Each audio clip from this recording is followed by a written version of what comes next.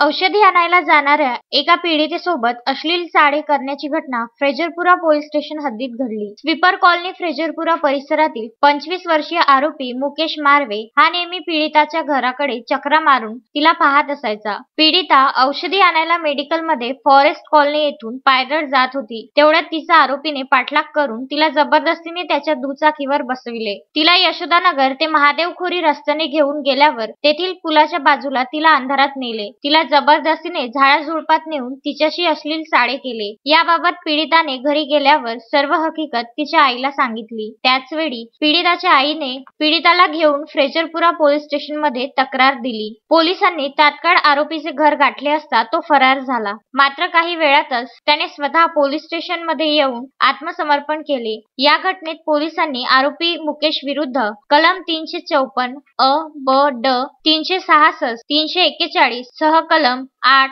10, 12 POCSO अंतर्गत कारवाई करण्यात आली आहे. अजय शृंगारे, विदर्भ न्यूज, अमरावती.